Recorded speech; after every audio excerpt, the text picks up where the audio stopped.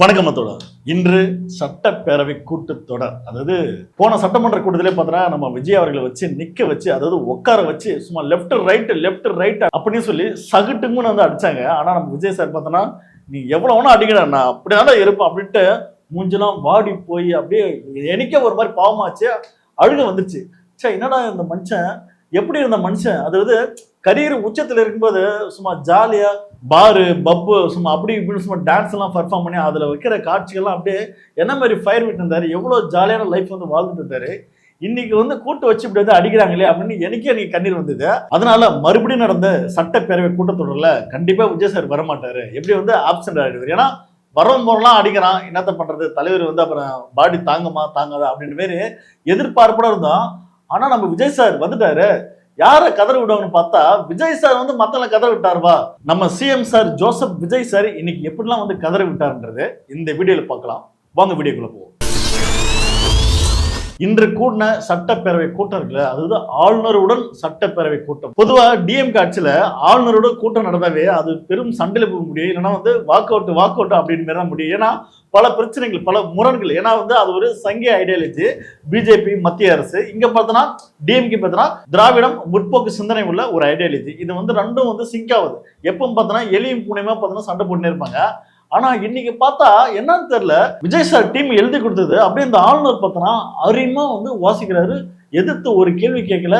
என்னன்னு தெரியல, எப்படி மாத்திட்டாரா, ஒருவேளை விஜய் சார் பேச பார்த்தா அப்படி மயங்கிட்டாரா, இல்ல இவங்களுக்குள்ள என்ன அண்டர்ஸ்டாண்டிங் டீலிங்னா நமக்கு என்ன சந்தேகம்னா, ஒருவேளை விஜய் சார் சங்கியா செயல்படுறாரோ, சங்கிக்கு வந்து இணக்கமா ஆகுறாரோ. வெளியே பார்த்தோன்னா நாங்க வந்து கொள்கை ரீதியா மத்திய அரசு வந்து எதிர்க்கிறேன், ஆனா வந்து உள்ள பார்த்தோன்னா நானும் மத்திய அரசும் பார்த்தோன்னா இறுக்கி கட்டி பிடிச்சுப்பேன் அப்படின்ற மாரி தான் பாச பிணைப்பான்னு தெரியல. என்னது இது, உலக வரலாற்றுல பார்த்தோன்னா ஒரு ஆளுநர் வந்து வாசிக்கிறாருன்னா அதுல டிஎம்கே கடிக்கிற மாரி வார்த்தைகள் கொடுத்து கடிக்க வச்சிருக்கியா. ஐயோ, அது மட்டும் இல்லாம சிஎம் விஜய் சாரை வச்சு புகழறாரு, அப்படியே புகழ்ந்து தர்றாரு. அதாவது யாராலும் மாற்ற முடியாதது இந்த ஃபேஸை பார்த்து தெரியுதுப்பா. இந்த ஃபேஸ் வந்து மாற்றத்துக்கான ஃபேஸ், இது வந்து மாற்றம் அந்த அளவுக்கு ஃபேஸ். அதாவது சிகப்பாக்கிற வந்து போய் சொல்ல மாட்டானா அப்படின்ற மாரி விஜய் சார ஃபேஸை பார்த்தா போதடா இவர் வந்து ஒரு வந்து மாற்றத்தை கொண்டு வந்துடுவாரா அப்படின்ற மாரி அந்த ரேஞ்சுக்கு வந்து பர்ஃபார்ம் பண்ணியிருக்காங்க. சார் என்ன போயிட்டு இருக்காங்க, எல்லாமே சம்மா நடந்தது. என்ன ஒரே ஒரு விஷயம் மட்டும் மிஸ்ஸிங், என்னன்னா நம்ம விஜய் சார் அடி வாங்குறத நம்மளால பார்க்க முடியாது போச்சு. அதுலயே நம்ம வந்து சபாநாயகர் சொல்லிட்டாரு 3 நாளைக்கு கேள்வி பதிலாம் எதுவும் கிடையாது, 3 நாளைக்கு அப்புறம் தான் வந்து கேள்வி பதில், 3 நாள் முடிஞ்சதுக்கு அப்புறம் வேணா இவர் வேணா கூட்டிட்டு போயிட்டு அடிச்சு கூட்டு வந்து பத்திரமா விட்டுருங்க அப்படின்னு மாரி சபாநாயகர் பார்த்தனா அந்த 3 நாளைக்கு பார்த்தனா வேண்டாம் அப்படின்ட்டாரு. அதனாலே பார்த்தனா விஜய் சார் எப்பா ஆள ஓடுறா சாமி அப்படின்னு சொல்லி எஸ்கேப் ஆயிட்டாரு.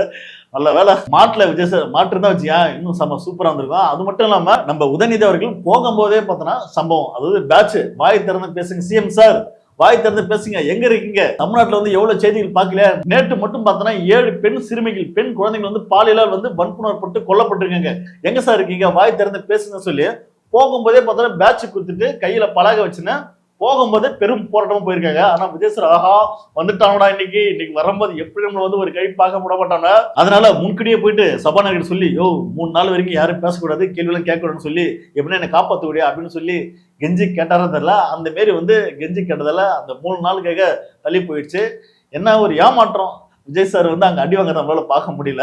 சரி பார்ப்போம், எப்படி வந்து 3 நாள் கழிச்சு மீட் பண்ணி தானே ஆகணும், பேசிதானே ஆகணும். ஆனா சார் கேள்வி கேட்ட தயவு செய்து அங்கேயே பதில் சொல்லுங்க. அந்த பதில போயிட்டு மறுநாள் ட்விட்டர்ல போயிட்டு வந்து போடுறதுலாம் என்னங்க இது, ஒருத்தன் கேள்வி கேட்கறேன்னா அங்கேயே பதில் சொல்லணும். திராணி தெம்பு உள்ளவனா இருந்தா கண்டிப்பா அங்கேயே பதில் சொல்லுவாங்க. ஆனா இவர் என்ன பண்றாரு, நீ கேட்கறதுக்குள்ள நான் கேட்கிறேன் என்ன என்னால பேச பதில் இல்லை, ஏன்னா எவனும் எனக்கு வந்து எழுதி தரல, என்னத்த பண்றது, அதனால நான் நாளைக்கு போய் வந்து பதில் சொல்றேன் அப்படின்னு சொல்லி வீட்டுக்கு கிளம்பி போயிடுவாரு. அந்த 3 நாள் கழிச்சுன்னு பார்த்தோன்னா இந்த கொடுமைகள்லாம் நடக்கும், பொறுத்திருந்து பார்ப்போம். அது மட்டும் இல்லாம இந்த முறை வந்து நான் வந்து ஆளுநரோட பார்த்தோன்னா நிறைய பிரேக் த ரூல்ஸ் அப்படின்றாங்க. என்னையா நீ வந்து பிரேக் த ரூல்ஸ் அப்படி பண்ணீங்க அப்படின்னு திரும்பி பார்த்தா என்ன சொல்றாங்கன்னா, தேசிய கீத பாடல் வந்து நாங்க முதல்ல பாடிட்டோம், அதாவது முதல்ல தமிழ்த்தாய் வாழ்த்து அதுக்கப்புறம் தேசிய கீத பாடல். அதாவது பொதுவா பார்த்தோன்னா தமிழ்நாட்டில் நடக்கிற ஈவெண்ட்ஸ் பார்த்தோன்னா முதல்ல தமிழ்த்தாய் வாழ்த்து தான் முதல்ல பாடுவாங்க, அதை பாடிட்டு அப்படியே நிகழ்ச்சிகள் ஆரம்பமாகும்.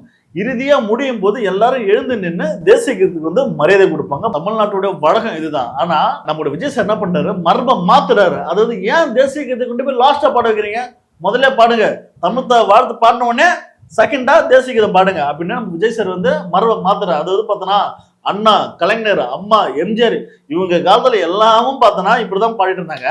இதுதான் விஜய் சார் வந்து மாத்துறது. சார் இதுதான் சார் ஆளுநர் ரவிக்கிறார்ல, நம்ம ரம்மி ரவி, அவரு நாயா கத்தி கேட்டுக்கிட்டாரு, யோ மாத்தீங்கன்னு சொல்லி. அதெல்லாம் முடியாது, இது தமிழ்நாடு, முதல்ல தமிழ் தாய் வார்த்தைக்கு தான், தமிழ் மொழிக்கு தான் ஃபர்ஸ்ட் அப்படின்னு சொல்லி ஓட விட்டாங்க. அப்படி ஓட விட்ட ஒரு மண்ணுல போயிட்டு என்ன சார் இது? அப்ப இதுதான் வந்து பிரேக் த ரூல்ஸா? இதுல இருந்து என்ன தெரியுதுன்னா, விஜய் சார் அவர்கள் மத்திய அரசோட இணக்கமாகிறாரு, ரொம்ப பார்த்தோன்னா நெருக்கமாகிறாரு.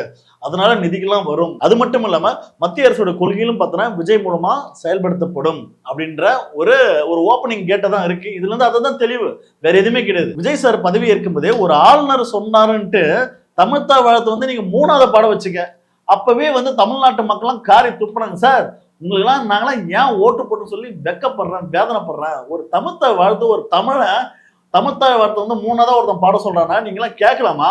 பொதுமக்களாக நாங்க வந்து உங்களுக்கு வாக்கு போட்டு தேர்ந்தெடுத்தா நீங்க என்னன்னா தமிழை கொண்டு போயிட்டு அடமான வச்சு வந்துருக்கீங்களே அப்படின்னு அன்னைக்கு மக்கள் கல்ட்டு அடிச்சாங்க. அதுக்கு இவங்க ஒரு பதில சொன்னாங்க, என்னன்னா நாங்க வந்து எவ்வளவு வந்து ரிக்வெஸ்ட் பண்ணோம், இது வந்து ஆளுநரோட புரோட்டோகால் அப்படின்னு என்னெல்லாம் பதில் சொன்னீங்க. ஆனா இன்னைக்கு அசம்பிளிலே வந்து தேசிய கீதத்தை வந்து முதலே பாட வச்சிங்க. அப்ப இறுதியை பாட வைக்கிறதுக்கு பாட்டே கிடையாதா? ஃபங்க்ஷன் முடிச்சுட்டு அம்மானு கிளம்பி ஓட வேண்டியதான். அப்ப இன்னைக்கு நடந்த ஆளுநர் உரை பிளஸ் அசம்பிளில நடந்த சில விஷயங்கள்லாம் பார்த்துருப்பீங்க. இதெல்லாம் வந்து எதை வந்து நமக்கு வந்து காட்டுதுன்னா, பிஜேபியோட மோடி அரசோட திட்டங்களை வந்து விஜய் சார்பா வந்து இங்க செயல்படுத்த போறாங்கன்றது ஈஸியா வெட்ட வெளியே தெரியுது. ஏன்னா விஜய் சாரை வந்து புகழ்றாரு, அதாவது அரசு எழுதி கொடுத்தது மாரி அங்க இல்ல. அதாவது நம்முடைய ராஜ்மோகன்கிறாருல, அவர் வந்து வாழ்த்து எழுதின மாதிரி இதை வந்து எழுதி கொடுத்துருக்காங்க. இதுதான் வந்து அரசு எழுதி கொடுத்ததா சொல்லி எழுதி கொடுத்துருக்காங்க. என்னத்த சொல்லுது? ஆனா வந்து விஜய் அவர்கள் வந்து பதவியேற்று 1 மாத காலங்கள்ல எவ்வளவு பேர் பிரச்சனை நடக்குது, என்ன பிரச்சனைன்றது அதை பத்தி யாரும் வாய் திறந்து பேசலையா? இந்த சம்பவம் நடக்கும்போது, அதாவது சட்டமன்ற கூட்டம் வந்து நடக்கும்போதே பார்த்தோன்னா இந்த 2 செய்தி சைட்ல அப்படியே பக்கத்துல வருது. அதாவது பாலியல் தொல்லை, தாவேக்க நிர்வாகி கைது. திருவாரூரில் இளம் பெண்ணுக்கு பாலியல் தொல்லை கொடுத்ததாக தாவேக்க ஒன்றிய செயலாளர் உட்பட 2 கைது அப்படின்னு செய்தி வருது. அது இந்த செய்தி ஓடும்போதே இந்த செய்தி வருது. அப்ப தமிழ்நாட்டுல பெண்கள் மீது தொடர்ந்து பாலியல் அத்துமீறி, தொடர்ந்து பாலியல் தொந்தரவுகள், வன்புணர்களும் இதுவே தொடர்ந்து நடக்குது. ஆனா அதை பற்றி பேசுறதுக்கோ, ஒரு கண்டன அறிக்கை கொடுக்கறதுக்கோ, இல்ல இது சம்திங் ஏதோ ஒரு வாய்ஸ் கொடுக்கறது கூட அந்த அசம்பிளில ஒரு ஆளு கிடையாது. நம்ம விஜய் சார்ந்த டீம் எல்லாம் பார்த்தோன்னா அப்படியே வாயை மூடிட்டு இருக்காங்க. என்னத்த சொல்றது, இதுதான் அப்படியே காலம் போயிட்டு இருக்கு. அதே நேரத்தில் இன்னொரு செய்தி, திருச்செங்கோட்டில் பெண்ணை தாக்கியதாக தாவைக்க ஒன்றிய நிர்வாகி மீது புகார். இந்த செய்திலாம் பார்த்தோன்னா எப்பயோ வந்த செய்திலாம் கிடையாது. அதாவது அசம்பிளியில் வந்து கூட்டத்தொடர் வந்து நடந்து கூட்டம் போட்டுக்கிறாங்க. இது பக்கத்துல பார்த்தோன்னா இன்னொரு செய்தி வருது. அது தொடர்ந்து தாவைக்க சார்ந்த நிர்வாகிகளே பார்த்தோன்னா இது துணிஞ்சு பண்றாங்கன்னா, அப்ப இது வந்து நமக்கு என்ன தெரியுதுன்னா, நம்ம பண்ணா எவனா கேட்க போறான்? என் அண்ணன் வந்து ஆட்சியில் ஆள்றான், நாங்க தான் கெத்து, அப்ப நம்ம துணிஞ்சு பண்ணோம் அப்படின்னு தொடர்ந்து பண்றாங்க. சிங்கப்பெண் சிறப்புப்படை இவங்களாம் எங்க இருக்காங்கன்னு தெரியல, ரீல்ஸ் முகத்துல வந்து சுத்திட்டு இருக்கிறாங்கன்னு தெரியல. மேடம் தயவு செய்து அங்கெல்லாம் போங்க, பிடிச்சி உள்ள போட்டு 2 குமரி கஞ்சி காட்டுங்க. அசம்பிளில தான் இப்படி வந்து அறிவா செயல்படுறாங்கன்னு பார்த்தா, நம்ம டிவிக்கு சார்ந்த எம்எல்ஏ அவரை ஒரு பிரஸ் மீட்ல எப்படி ஃபயரா வந்து பதில் கொடுக்குறான்றது இந்த வீடியோ கொஞ்சம் பாருங்களா. வந்து இப்போ தொகுதியில நிக்கிறீங்க, நின்று ஜெயிச்சீங்கன்னா நீங்க என்னென்ன செய்வீங்க தொகுதிக்காக? எங்க தளபதி என்னென்ன திட்டங்கள் சொல்லியிருக்காரா அதன்படி எல்லா திட்டங்களும் நாங்கள் கண்டிப்பாக செயல்படுத்தும். உங்களுடைய தொகுதியில என்ன தேவைகள் இருக்குன்னு உங்களுக்கு தெரியும். சட்டமன்ற உறுப்பினராக உங்களுக்கு கண்டிப்பா நிக்கிறீங்கன்னா அதுக்கான என்னென்னு தெரியும். இதுல வந்தா இந்த தொகுதிக்கு நான் இதெல்லாம் செய்வேன் அப்படிங்கிறது உங்களோட அனைத்து அடிப்படை விஷயங்களும் பெண்கள், தண்ணீர், மருத்துவம், கல்வி, பெண்கள் பாதுகாப்பு அனைத்து செஞ்சு கொடுக்கும். மக்கள் மத்தியில் உங்களுக்கு எப்படி இருக்கு? அதாவது பேசிக்கே கேட்குறேன், நீங்க வந்து மக்களுக்கு வந்து என்னென்ன செய்ய போறீங்க, என்னென்ன திட்டங்கள் செய்ய போறீங்க, என்ன ஐடியா இருக்கு அப்படின்னு கேட்கும்போது இந்த பேசிக்கான கேள்விக்கு அவரால் வந்து பதில் சொல்ல முடியல. இதுக்கு ஒருத்தர் வந்து பதில் சொல்லி கொடுக்குறான். அது வந்து பார்த்தோன்னா தண்ணி வசதி கொண்டு வருவேன், மருத்துவம் கொண்டு வருவேன், கல்வியை கொண்டு வருவேன், பெண்கள் பாதுகாப்பை கொண்டு வருவோம்னாடே. டிவிக்கு சார்ந்த ஆட்கள் நீங்களாம் பெண்கள் பாதுகாப்பு எவனும் தயவு செய்து வெளியில பேசாதீங்களா? ஏன் அப்படி சொல்றாரு? நடக்கிற சம்பவத்துல அத்தனை குற்றங்களும் செய்யக்கூடிய ஒரே ஆள் எவனா டிவி கேட்கறதா. அப்ப தயவு செய்து நீங்களாம் பெண்கள் பாதுகாப்புன்னு அந்த வாயில வார்த்தை வரவே கூட உங்களுக்கு எல்லாம். காவிரி உபரிநீர் திட்டம் மக்கள் வரவேற்பு எப்படி சார் இருக்கு? சின்ன சின்ன கேள்வி கேளுங்க. சின்ன சின்ன கேள்வியே கேளுங்களா? எங்க பெரிய பெரிய கேள்வி கேட்குறீங்க? சின்ன சின்ன கேள்வியே கேளுங்க. எப்படி சின்ன சின்ன கேள்விலாம்? சார் சாப்பிட்டீங்களா சார்? எப்படி சார் வீட்டில் அம்மா நல்லா இருக்காங்களா? இப்போ பொண்டாட்டி நல்லா இருக்கிறாங்களா? அக்கா தங்கச்சிங்க நல்லா இருக்காங்களா? வயசுக்கு வந்துட்டாங்களா? இப்படி தான் கேட்கணுமா கேள்வி? யோ மக்கள் கலப்பணிக்காக வரீங்க. இல்லை இவங்களாம் என்ன மைண்ட் செட்ல இருந்து வரான்னு பாத்தீங்களா? அதாவது நம்ம வந்து தற்கொலையா இருக்கிறேன்னு இவனுக்கு தெரியும், ஆனா தெரிஞ்சு இவங்க வந்து அரசியலுக்கு ஒன்னும் ஆசைப்படுறான்னு பாத்தியா? அரசியல் வர்றதுக்கு வந்து எவனும் ஆசைப்படலாம், அட்லீஸ்ட் அரசியல் பத்தி களங்களை பத்தி தெரிஞ்சுக்கலாம். அப்படியே உங்களுக்கு அதை பத்தி தெரியும்னா அட்லீஸ்ட் படித்து தெரிஞ்சுக்கலாம், இல்லைன்னா 4 பேர்கிட்ட கேட்டு தெரிஞ்சுக்கலாம். என்னத்த சொல்றது, இந்த மாதிரி வந்து ஒண்ணும் தெரிய சில தற்கொலை தான் பார்த்தா இன்னைக்கு வந்து நானும் எம்எல்ஏ நானும் அமைச்சர்னு சொல்லி ஊருக்குள்ள வந்து ரீல்ஸ் போட்டு அலப்பறை பண்ணிட்டு இருக்கீங்க. நம்ம விஜய் சாரே சிஎம் ஆயிட்டாரு, என்னத்த பண்றது? அப்ப விஜய் சார் சிஎம் ஆயிட்டாருன்னா விஜய் சாருக்குள்ள பின்னாடிக்கிற ஆட்கள்லாம் என்ன அப்படியே வந்து அறிவு நாலேஜ்ல அப்படியே மண்டவையே வீங்கி வெளியே கூட்டமா அவங்களுக்குலாம்? விஜய் சார் இப்படி இருக்கும்போது அப்ப விஜய் சாரோட தொண்டர்கள்லாம் இப்படிதானே இருப்பாங்க. இதுல வந்து ஆச்சரியப்படக்கூடிய ஒரு விஷயம்லாம் எதுவும் இல்ல. வீடியோ ரீதியா இந்த வீடியோ நம்ம வந்து அவசியம் பார்த்தோம். ஏன்னா இந்த தாவிக்க சார்ந்த இல்ல அந்த விர்ச்சுவல் வாரிஸ் சொல்லி இந்த அபியூஸ் பண்ணக்கூடிய ஆட்களுக்கு தெரியுமா, இவங்க எந்த மாதிரி வந்து ஃபேக்கான சில நியூஸ் வந்து பரப்பிட்டு இருக்காங்க. அவங்க பரப்புகின்ற அந்த வாட்ஸ்அப் கேங்குக்குள்ள உள்ள போய் பார்த்தா அவங்க என்னங்க ஃபயர் விட்டுங்கிறாங்க, அதுல ஒருத்தர் ஃபயர் விட்டுங்கிறான். இந்த வீடியோ கொஞ்சம் பாருங்க. ஹலோ ஹாய் வணக்கம் மக்களே. இந்த வீடியோ பாத்தீங்களா? எவ்வளவு ஹாப்பியா இருக்காங்க பசங்க. ஐயோ மனசே நிறைஞ்ச மாதிரி இருக்கு. நீங்களும் பாருங்களேன்.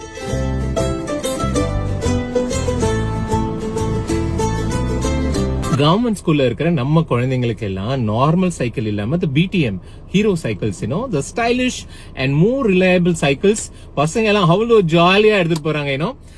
பெரிய பெரிய ஃபேமிலியில பெரிய பணக்காரங்க வீட்டுல இருக்கிற குழந்தைங்க யூஸ் பண்ற சைக்கிள்ஸே தான் நம்ம விஜயனை நம்ம பசங்க எல்லாருக்கும் கொடுத்திருக்காரு. பெரிய பெரிய பணக்காரங்க வீட்டுல ஓட்டக்கூடிய சைக்கிள் தான் நம்ம விஜயனை நம்ம எல்லாருக்கும் கொடுத்திருக்காங்க. டே தற்கொலை என்னடா அது, வாய்க்கு வந்தாலும் அடிச்சு விடுறா. ஏடா விவசாய மக்கள் போட மாட்டாங்கன்னா அந்த கடனே உங்க அண்ணன் வந்து தள்ளுபடி பண்ணலா? அதுக்கே பார்த்தனா வெறும் 75,000 ரூபாய் தான் பார்த்தா கடன் தள்ளுபடி பண்ணிக்கிறாரு. அதுக்கே உங்க அண்ணன் வந்து அவ்வளவு கஞ்சனா வந்து அவ்வளவு பாகுபாடு பாக்குறாரு. உங்க அண்ணன் வந்து எஜுகேஷனுக்கு வந்து பெரிய பெரிய பணக்காரங்க யூஸ் பண்ற சைக்கிள் வந்து கொடுத்துறாங்களா? டேய் என்னடா அது, இப்படி வந்து வாய்க்கு வந்து அடிச்சு விடுறாங்க. அப்ப இந்த டிவிக தற்கொலைகள் என்ன மாதிரி நியூஸ் வந்து பரப்பிட்டு இருக்காங்கன்னா, சமீபத்துல கோவையில பார்த்தோன்னா ஒரு 10 வயது சிறுமியை பாலியல் பண்ணி கொண்டாந்து தெரியுமா? அப்ப மீடியா சந்திப்புன்னு வந்து ஒரு போலீஸ் அதிகாரிக்கு ஒரு 3 பேர் பார்த்தோன்னா பல்ல காமிச்சிட்டு இருந்தாங்க. அதனால விஜய் அவர்கள் கோபப்பட்டு அந்த 3 பேர் வந்து வேலை விட்டு தூக்கிட்டாரு அப்படின்னு ஒரு ஃபேக் நியூஸ் போட்டு விட்டாங்க. இத கேரளா முதற்கொண்டு ஃபயர் ஆகுது. அங்குள்ள இன்ஸ்டா இன்ஃபுளுசர்ஸ் சில பைத்தெல்லாம் பார்த்தோன்னா Vijay sir super, Vijay sir WhatsApp எங்க நார்த் வரைக்கும் பண்றானோ. அப்ப இந்த மாதிரி ஒரு ஃபேக்கான செய்தி தான் வந்து விஜய் சார் வந்து ஒரு பிரில்லியன்ட் மேன், விஜய் சார் வந்து well talent person, Vijay sir வந்து பல தலைவர்கள் படிச்சு கடிச்சு அப்படியே ஒரு மாபெரும் மேதை அப்படின்னு வந்து ஒரு ஃபயர் விடுறாங்க. ஆனா விஜய் சார் ஜீரோன்றது தமிழ்நாட்டு மக்களுக்கு தான் தெரியும். இந்த மாரி வந்து ஒரு பொய்யான வீடியோ போட்டு இந்த தற்கொலை எப்படி ஃபயர் விட்டுக்கிறான் பாருங்க. ஆக்சுவலா அது உண்மையான ஃபேக்ட் என்ன தெரியுமா? சமூக சேவைக்காக யாரோ ஒரு பர்சன் தனிநபர் வந்து அவர் ஒரு ஸ்கூல்ல வந்து தத்தெடுத்து அந்த ஸ்கூல்ல உள்ள குழந்தைகளுக்கு நான் சைக்கிள் வாங்கி தரேன், அவர் ஆர்டர் பண்ணி கொடுத்த சைக்கிள் தான். அந்த சைக்கிளை விஜய் சார் கொடுத்தான்னு சொல்லி வந்து ஃபயர் விடுடே. அப்ப இதுல இருந்து என்ன தெரியுதுன்னா, இந்த மாதிரி வந்து ஃபேக் நியூஸ் தான் பார்த்தோன்னா இவனுங்க உலகத்திலே வாழ்றாங்க.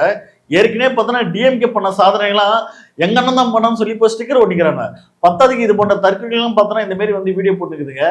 பாருங்க மக்கள், இதெல்லாம் வந்து ஏன் போட்டு காட்டுனா இந்த தற்கொலை உலகம் வந்து எப்படி வாழுது, இதெல்லாம் வந்து இன்னொன்று வந்து நாட்டை வந்து பின்னோக்கி தான் கொண்டு போகும். தயவு செய்து சினிமா முகம் வந்து வெளியே வாங்க, அரசியலை கத்துக்குங்க, நிறைய விஷயம் பேசுங்க. நம்ம தமிழ் மக்களுக்கும் தமிழ் மண்ணுக்கும் என்ன தேவை, சுயமரியாதை நம்ம தலைவன் வந்து செயல்படுறாரா அப்படின்றத முதல்ல வந்து பாருங்க. அது விட்டு வந்து ஒரு மாய உலகத்துல இந்த மாரி வந்து வாழாதீங்கடா. என்னடா இப்படி பண்ணிட்டு இருக்கீங்கடா? உண்மையே பார்த்தனா வருத்தமா இருக்கடா. செக் உண்மையே பார்த்தனா தமிழ்நாட்டுல வாழறதுக்கே ரொம்ப கேவலமா, அது தமிழ்னு சொல்றதுக்கே பார்த்தா ரொம்ப கேவலமா இருக்கு. ஏன்னா இந்த மாதிரி வந்து ஒரு வந்து முட்டா கூட்டம்லாம் வந்து வாழ்றோமோ அப்படின்னு நினைக்கும் போது ரொம்ப கேவலமா இருக்கு. ஏன்னா நம்மளாம் பார்த்தோன்னா நார்த் இந்தியன்ஸை பார்த்து வந்து கேலி பண்ணிட்டு இருந்தேன், கிண்டல் பண்ணிட்டு இருந்தேன். இன்னைக்கு அவனு நம்மளை பார்த்து கேலி பண்ற அளவுக்கு வந்து இந்த சமுதாய மக்கள் வந்து மாத்தி விட்டாங்களோ அப்படி மாரி தோணுது. என்னத்த சொல்றது? இந்த வீடியோ பத்தின கருத்துக்களை பற்றி நீங்க என்ன நினைக்கின்றது மறக்காம கமெண்ட் பண்ணுங்க. அடுத்த வீடியோவில் சந்திப்போம். நன்றி, வணக்கம்.